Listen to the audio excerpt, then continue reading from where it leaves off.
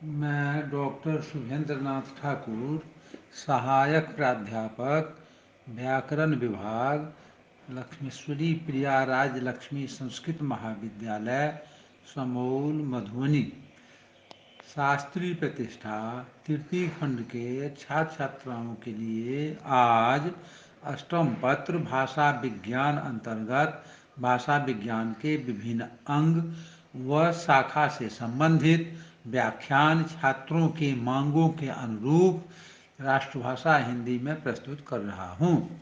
भाषा विज्ञान में भाषा से संबंधित सभी विषय आते हैं। इन पृथक पृथक विषयों को यहाँ भाषा विज्ञान की अंग व शाखा व प्रकार भी कहा गया है। इन अंगों में कुछ तो मुख्य हैं तथा कुछ गौण होते हैं। कहा भी गया है कि भाषा विज्ञानम केवलम साहित्यम संपत्ति समृद्ध्याम एव भाषाया अध्ययनम नहीं करोति अपितु तत्साहित्यिक संपत्ति विरहिताया अपि भाषाया वैज्ञानिक अध्ययनम करोति। अब भाषा विज्ञान के मुख्य अंग के संबंध में विचार प्रस्तुत किया जा रहा है। भाषा विज्ञान के मुख्य अंग व शाखा। पहला, ध्वनि विज्ञान। मानव भाषायाः अध्ययनस्य प्रमुखो विषयः ध्वनि विद्यते। अतएव भाषा विज्ञाने अपि ध्वनिरध्ययनस्य महत्वपूर्ण स्थानं भवति। रूपों या शब्दों का विश्लेषण करें तो हम ध्वनि पर पहुँचते हैं। इसे स्वन भी कहते हैं। इस ध्वनि अध्ययन को दो रूप हैं। पहला सैद्धांतिक रूप, जिसमें जिन उच्चारण अवयवों से ध्वनियों का उच्चारण किया जाता है उनके बारे में जानकारियाँ प्राप्त करते हैं, जिसके तहत सामान्य रूप से स्वर तथा व्यंजन में अंतर, स्वर व्यंजन का वर्गीकरण, अक्षर, बालाघात तथा अनुतान आदि पर विचार करते हैं।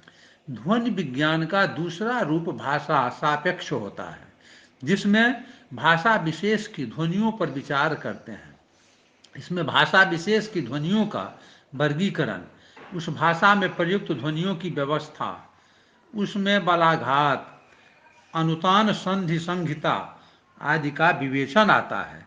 आंग्ल भाषा में प्रथम को फोनेटिक्स तथा दूसरे को फोनोलॉजी भी कहते हैं। अब फोनेटिक्स को स्वन विज्ञान तथा फोनोलॉजी को स्वप्न प्रक्रिया हिंदी में प्रयुक्त होने लगा है। ध्वनियों का अध्ययन मुख्यतः भाषा विशेष के प्रसंग में एककालिक, कालक्रमिक, तुलनात्मक एवं व्यतिरेक की आदि प्रकारों का हो सकता है। औच्चारणिक, सामवहनिक तथा श्रावणिक स्वन विज्ञान का भी उल्लेख इस प्रसंग में किया जा सकता है, जिसमें क्रमशः ध्वनियों का उच्चारण, बोलने पर लहरों द्वारा ले जाई जाकर उनका दूसरों के कान तक पहुंचना, वहन तथा श्रवण आता है। दूसरा, अर्थ विज्ञान। शब्दार्थयोः शब्दविद अभेद संबंधम स्वीकुर्वन्ति। सर्वे शब्दाः सार्थकाः भवन्ति। निरर्थकाः शब्दाः स्वयमेव वैयर्ज्य भजन्ते। मानवाः तान अर्थ नेवोद्दिश्य तान बोधयितुं तेषां शब्दानां प्रयोगं कुर्वन्ति। निरर्थकानां शब्दान उच्चारण रचिता विक्षिप्तम अथवा मूर्ख इत्यभिधीयते। गोह शब्दस्य प्रयोगः गोत्वा वच्छिन्नायाः व्यक्ते बोधनायैव क्रियते। भाषा के अर्थ पक्ष का अध्ययन अर्थ विज्ञान का विषय है। इसमें अर्थ क्या है, अर्थ का निर्धारण कैसे होता है, वह कितने प्रकार का होता है, अर्थ में परिवर्तन के कारण और उसकी दिशाएं, समानार्थता, अर्थता आदि का अध्ययन करते हैं। यह भी उल्लेखनीय है कि अर्थ विज्ञान में शब्द, उपसर्ग, प्रत्यय, शब्दबंध, वाक्य, प्रोक्ति, मुहावरे, लोकोक्तियों आदि का उल्लेख भी किया जा सकता है। तीसरा, वाक्य विज्ञान। वाक्य को भाषा की मूलभूत सहज इकाई मानने की परंपरा अत्यंत प्राचीन है तथा अभी भी अनेकों भाषा शास्त्री इसी मत के हैं। इसीलिए वाक्य से चलकर रूप, ध्वनि आदि की संरचना पर विचार करने की परंपरा रही है। वाक्य के स्वरूप निरूपण के संदर्भ में आचार्य विश्वनाथ का कथन है, वाक्यम स्याद योग्यता कांक्षा शक्तियुक्त पदोच्चय इति। अयम आशयो यत पदानाम समूह एव वाक्यमित्यभिधीयते, परंतु तस्मिन् पद समूहे वैशिष्ट्य त्रयापेक्षितं भवति वाक्यत्वाय। प्रथमः योग्यता, द्वितीय आकांक्षा, तृतीय आस्तिश्च योग्यानामेव पदानां समूहो वाक्यमित्यभिधीयते। तथा यथा अग्नेः योग्यता दाह क्रिया में वा अस्ति न तु सिंचन क्रियायाम्, अतएव अग्निना सिंचतीत वाक्यम न भवितुर्महति अपितु जलेन सिंचतीत्येव वाक्यम।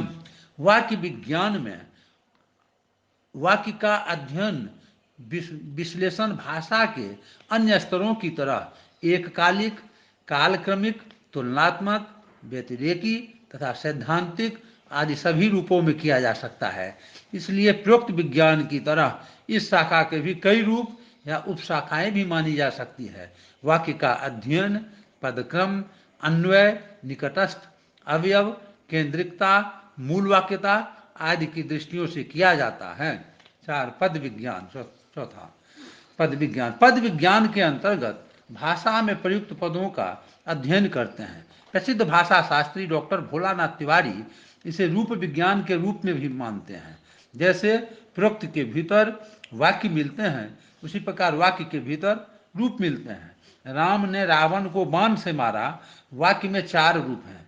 राम ने कर्ता कारक का रूप रावण को, कर्म कारक का रूप बाण से करण कारक का रूप तथा मार धातु का भूतकालिक रूप है। जबकि पाश्चात्य भाषा शास्त्री तथा मार्फोलॉजी रूप विज्ञान में शब्द रचना को भी लेते हैं तथा उन्हीं के अनुकरण पर बहुत से भारतीय भाषा शास्त्री भी। किंतु भोलानाथ तिवारी के अनुसार शब्द रचना शब्द विज्ञान के अंतर्गत आना चाहिए, रूप विज्ञान व पद विज्ञान के अंतर्गत नहीं।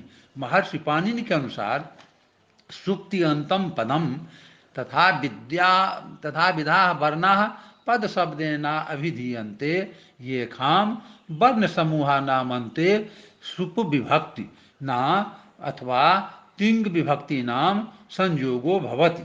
आचार्य विश्वनाथेना नाप्य अभितम वर्णा पदम प्रयोगा ही अन्वितै कार्थबोधका इति। अस्मिन् पद विज्ञाने नानाविधानां पदानां अध्ययनं क्रियते, यथा संज्ञा, सर्वनाम, क्रिया विशेषण आदि कानां, धातुरूपाणां, शब्दरूपाणां, अनेनैव साकम् अस्मिन् विज्ञाने पदानां मूलं, पदानां व्युत्पत्तिं, पदानां वाक्येषु प्रयोगाः, पदानां काले काले संजातं रूप परिवर्तनं, पदानां प्रयोगेषु देश कालानुसारेण विकारादिकाः विवेच्यन्ते।